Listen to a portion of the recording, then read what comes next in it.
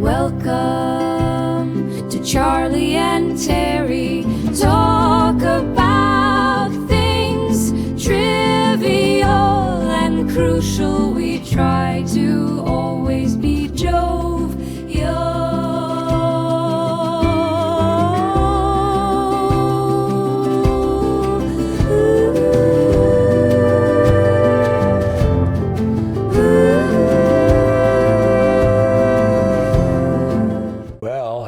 Once again, everyone, to Charlie and Terry Talk. I'm Charlie. I'm Terry. And good afternoon to everyone. We have a little bit of a departure of our topic. I guess today we're talking about something important to everybody, or maybe it's not. I think everybody should know by now that Louis DeJoy, who's the Postmaster General, who's been in place for about 5 years, has announced that he will be stepping down, and he's asked the Postal Board, I guess that's what it's called, to begin to search and select a replacement. So the post office has been kind of a political football of late, and some controversial issue, a controversial issue, and it faces some difficulties. But interestingly enough, I read that Gallup has been conducting a poll, I would say, since about 2014 of the most trusted government agencies, and the Postal Service is ranked at the top or very close to the top in every one of those polls. So that, and in some ways, it's not really a government agency anymore, but it is one of the two departments. I'm not sure how many, but it's certainly called out in the U.S. Constitution as something that should be provided to the American people. So I think, since you're our resident historian, we'll kick it off with a little bit of the history of the post office. Well, the post office actually was created by the Second Continental Congress in 1775. The first postmaster was Benjamin Franklin, who had been doing it for the American colonies previously. Yeah, he was actually part of, the colonies was actually the British Postal Service. And he was I thought the postmaster in Philadelphia at the age of 31. Is that true? I believe so, yes. Okay, all right. Sorry to interrupt. No, that's okay. Okay. And the post office was created by act of Congress in 1792. In 1872, it was made an official department. A cabinet post. Cabinet level post, right? Yes, in 1872. And that lasted until 1970, when the Postal Service Act was enacted under the administration of Richard Nixon. And it was then that the Postal Service was created. And one of the things it was supposed to do is be self-funding. In other words, they were supposed to at least break even. Supposed to run like a business. Here was supposed to run by a government agency, government service was supposed to be self-funded and run like a business, and maybe even make a profit. At least break even. At least break even, yes. But in point of fact, it hasn't done that. No, as a matter of fact, the revenue has been declining steadily since then, and there have been numerous rate increases and so on. Let me point out, I'm sorry, because I have a chart here, the Office of the Inspector General. You probably can't really figure it all out, but I mean, the whole point of it is it has not made any money since 2006 or 2007, right? So has Twitter or X hasn't made much money. Yeah, well. And Truth Social hasn't made any money. Well, so I think therein lies the problem, is that trying to compare it to a business, there's some constraints on the post office, the Postal Service, let's say. It has to deliver to every address in the United States. Right. It has to deliver 6 days a week.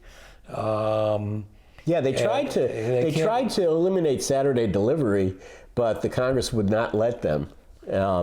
and they continued Saturday delivery. Therein lies part of the problem. There's just too many cooks in the broth. There's the Board of Governors, and then there's this Postal Council. I don't know, I forget what it's called, the RPC or that's a regulatory body, and then there's Congress, and then of course the president has something to say. So we have a lot of people stirring the pot, and maybe the stew is not cooking right. I think the solution would be just give Elon Musk a bag to carry from house to house. Well, good luck with that one. Yeah. So anyhow, I think the Postal Service losses are increasing. It lost something like $6 or $7 billion in fiscal year 2023. The most recent loss was close to $10 billion in 2024. And on top of that, to preserve cash flow, it has not funded its retirement obligations for its pension plans. And there's also a medical component that it's supposed to be funding. And what I read was, that has changed in 2022. I think under the Biden administration, they pushed the Postal Service medical burden on to Medicare, if you will. But nonetheless, there are some liabilities that are hanging on the books of, I don't know, might be close to 75 or $80 billion or something like that. So there are some problems lurking in the books there. I'm not sure that DeJoy has done as terrible a job as some people want to paint it. It's kind of he probably has gotten to the point where he can see that it's a hopeless problem. In the meantime, postal, the amount of first-class mail in particular has been declining, and the Postal Service is forced to replace or to add price, increase the prices for stamps. So I think first-class mail is up to 73 cents, and the plans they're skipping to January, but the rates will go up in July again, and probably next January and into 2027. The cost of a stamp and maybe packages and things like that will continue to increase. So I can't imagine, people are going to pay $1 a couple of years from now to send Christmas cards to all their friends. And they can't compete with their competitors, FedEx, UPS, for package delivery because their prices are going down, or their prices are lower than the Postal Service. Or equal. Well, they're probably equal. Yeah. I've seen some times where it's actually cheaper to ship things via UPS at the, if it fits, it ships kind of packaging. So I don't think that, I think more of the problem is the mandates. They have to deliver 6 days a week, and they have to deliver every day. There are a lot of inefficiencies built in that DeJoy is trying to, or has tried with his 10-year plan of the DFA, Delivering for America, to try to make the post office more efficient. And yeah, but what about his dismantling of the automatic postal sorters? That wasn't efficient. Yeah, no, that wasn't efficient. I can't answer that question. I can't see the reason for that in terms of efficiency. It just kind of ticked off the postal workers. Well, I guess there's no blame. I can't blame them for that. So where do we go from here, I guess, is the question, right? What is the role of the post office? Should it be run like a business? What if you wanted to run other government agencies like businesses? Take the FDA, for Food and Drug Administration. Should they charge the pharmaceutical companies for all the drug approvals and things like that, and be on a break-even basis? Well, the drug agencies have to spend money in order to get approval, because they have to do the development and research. They have to show the trials to the FDA to get approval. So that costs money too. but that's another subject. Well, but the point yeah, is you can't privatize everything. Well, that's right. And there's a saying, I don't know exactly what, it's basically, if the private markets in the private, if things are in private market, the public goods and public services will not get the investment that they need. So, right. I don't know how much people think about on an everyday basis. What should we do with the Postal Service? Because we got other problems to worry about, like paying our bills and stuff like that. But it sounds like a song. Yeah. What should we do with the Postal Service? What should we do with the Postal Service? You were going to sing the beginning. Yeah, I was going to. But I decided not to. It was a vote two against one, nothing. Right. I think we've tortured people enough a couple of months. But we'll have to come up with another song. Oh yes. Yeah. Well, something I can sing. Right. It's got to be simple, like "Happy Birthday." Anyhow, the gist of the question is, so I'm not sure where I stand on this, but I think the Postal Service needs to be able to change to keep up. The technology of today has made many of the things that were critical to the formation of the country and keeping America organized back in the day, like the Pony Express, right? Which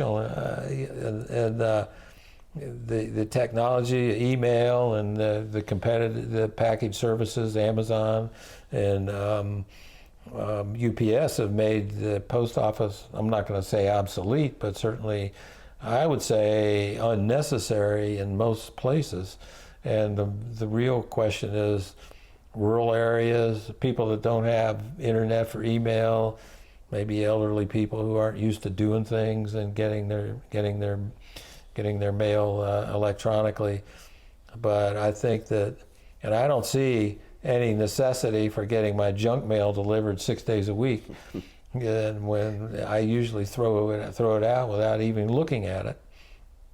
So I do believe to keep the viability of the post office and to keep it functioning, and it needs to be able to keep up and adapt new technology, maybe provide new services, and people are going to have to get used to a big change. And that, unfortunately, everybody wants to maintain the status quo, but nobody wants to pay for it. What do you think, Terry? I think, well, first of all, it's required in the United States Constitution that you have a postal Well, I'm not sure service. It said that. Did it say that? Yeah.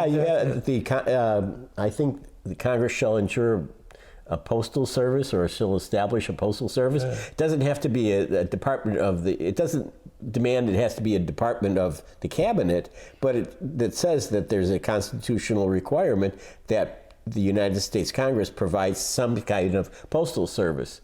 So I think if it's privatized, I think they would have to have, that would require a change in the U.S. Constitution, which is like really hard to do. The second thing is, it's a service. It was never meant to be profitable. I'm sure that even in the days, where it was a rural delivery and people delivered mail by stagecoach and Pony Express, that it wasn't really profitable. It was a service that people needed. It binded the country. Don't forget, before 1869, there was no intercontinental railroad. So the railroads couldn't deliver the mail, which it did after with the railroad building in the West. But before that, mail was by horseback and then by stagecoach. And we did have the telegraph coming. That was the telegraph technology that sort of changed the role of the post office, maybe. Well, I don't think we can get away this without bringing up our sponsor. So let's talk a little bit about this. Is a pretty fantastic device, especially for people who are getting up in age a little bit and having some difficulties. So who have we got here? Is that in focus? That's the Mastication Station by International Faux Products. It's a great product. It's the machine that chews the food for you. It's great Well, for. it takes all the fun out of it, right? Well, yeah, but still, it gets people who don't have teeth, or have loose dentures, or have to take their dentures out for anything, and don't. It's not comfortable for them to chew. Let's show people what they're going to get here. Well, it's it does say please read all instructions first, and then the instructions are neatly on the back, and there is a disclaimer. The disclaimer says that International Faux Products, that's IFP, is not responsible for lost digits or bruised egos. No warranties are expressed or implied. If you are not completely satisfied with this product, send it back to IFP at 1600 Pennsylvania Avenue, Washington, D.C. And the basis of this wonderful machine is its motor. Now, this motor does not require batteries. Oh, well, that's a Yes. I think. You have to, what do you wind it up or something like Yes, that? you wind it up. Okay. And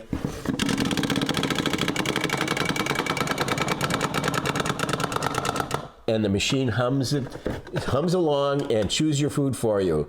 You just place the unchewed food, cooked, unchewed food in the machine, this handy box here, and the machine does the rest. Were you hiding some secret here? Well, we'll have to give it a test. Yes, this motor really hums, doesn't it? Yes, it does. Hums right along. Well, Quiet down in there. Yes. I think I'm speechless at this point in time, but I'm happy to know that we still have a sponsor. Yes. Well, I'll tell you, people have lined up to sponsor us. Yes, that's true. We have had to chase people away. No end of sponsor wannabes here. But anyway, I think there's a company that produces 6-Up instead of 7-Up. Yes. Well, what about 8-Up? That goes with chew your food, right? Yeah. You 8-Up. Anyhow, are we ready to wrap up? I think so. I think so. We kind of got into a little discussion there, but I would encourage all of you who have gotten this far through our podcast to think about what should happen to the Postal Service and weigh in with your Congress people, because it's probably, in some ways, it's unsustainable situation if people expect it to keep making money and to be a business and compare it to UPS or some other commercial enterprise.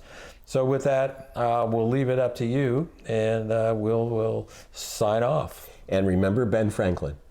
Yes.